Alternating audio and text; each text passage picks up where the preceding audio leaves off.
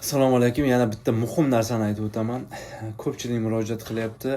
O'sha kirib kelgan paytdagi 589 formasini onlayn topshirgan, ya'niki o'sha receipt notice bergan, biz topshirdik, worklarimizni oldik, socialimizni oldik. Bizga murojaat qilishyapti, ya'ni aniqrog'i shu holat bo'yicha tekshiryapmiz. Ularni raqamlari bo'yicha, numberlari bo'yicha sudga topshirilmagan hujjatlar. Ya'niki ular work olgan, social kartalarini olishgan, lekin sudga topshirilmagan. Shunday holatga kim tushgan bo'lsa, zudlik bilan topshiring. Zudlik bilan 589 formani sudga taqdim qiling. Sudga va prokurorga yuboring. Bu holat juda ham yomon holatga olib kelishi mumkin.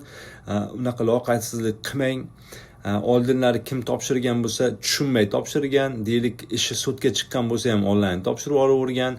Onlayn mumkin emas, birodarlar. Shuning uchun formangizni qayerga topshirganligidan e'tibor qiling.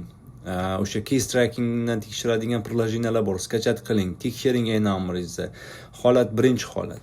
Ikkinchi holat bo'yicha keladigan bo'lsak, bugun gapirib o'tdik, o'sha firibgarlar masalasi bo'yicha 589 formalarini topshirmagan, sudga qatnashilmagan, deportatsiyaga tushganlar, ya'niki qay darajada bo'ladi, yana qayta ochish degan mavzuda juda ham qiyin.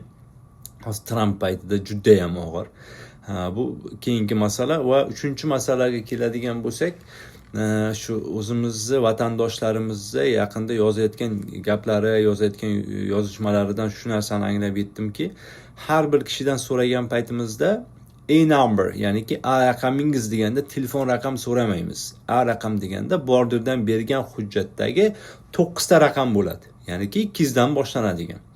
245 9 ta shunaqa raqam. Shu raqamni doim yodlab yuring.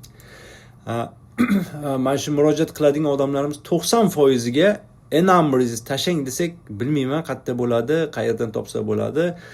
Yodlab yuring buni. Iltimos qilardik, doim yodlab yuring. Sizni work authorization kartingizda ham bo'ladi va borderdan bergan hujjatingizda ham bo'ladi.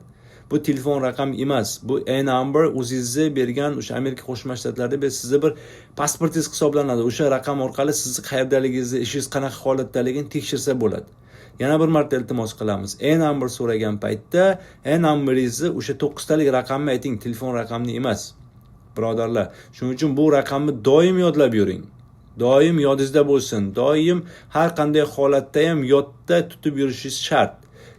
Numberingiz orqali, o'sha maxsus saytlar orqali o'zingizni ishingizni doim tekshirib boring. Doim nazoratga olib boring. Loqaysizlik qilmang. Loqaysizlik qildingiz, o'zingizning hayotingizga nuqta qo'yasiz.